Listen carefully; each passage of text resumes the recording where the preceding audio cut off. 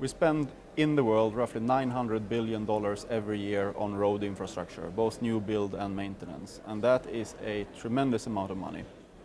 The road network is also key to economic growth and socioeconomic well-being around the world. So we just can't afford not to spend every single dollar in the best possible way. The $900 billion that we spend every year is also, first of all, it doesn't all go into the best possible projects in the best possible way. And even if it would do that, it is unclear whether it is completely enough for us in terms of the need that we have for road infrastructure investments and maintenance across the world. So everything we can do to be more efficient and effective in our spend, selecting where we spend, i.e. the project selection, the project prioritization, etc., making sure we deliver all the road projects in the most effective and efficient way possible, and making sure that we make the best use of our existing infrastructure that we can. All these things will contribute to solve the transportation need and the road networks of the future. And this report tries to illustrate across these different dimensions what different stakeholders can and should do to truly improve the delivery of the road networks of the future.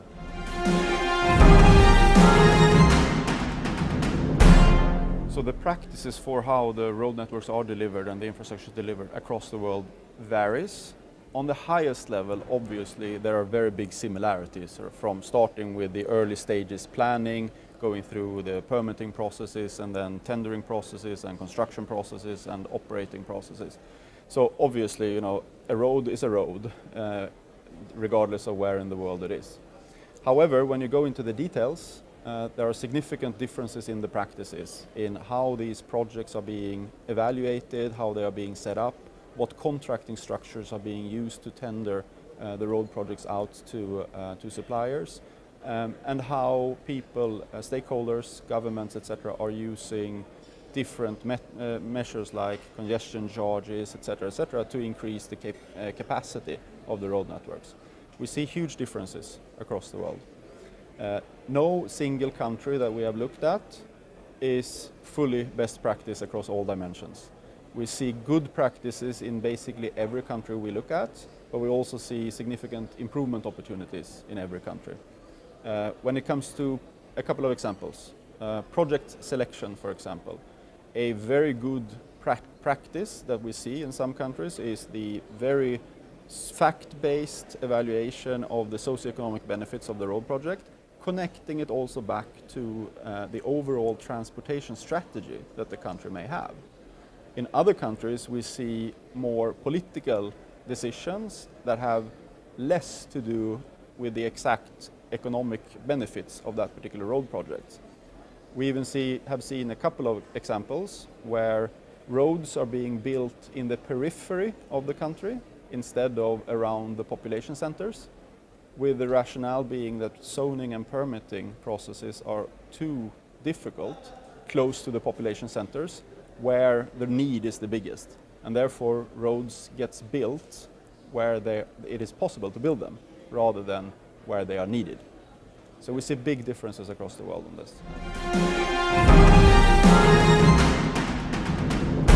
We're very happy to have collaborated with IRF on writing this report. We believe that IRF, we at McKinsey, and a lot of other stakeholders have very important roles to play in creating a better way of delivering infrastructure in the future. As IRF, you have connections into all corners of the world.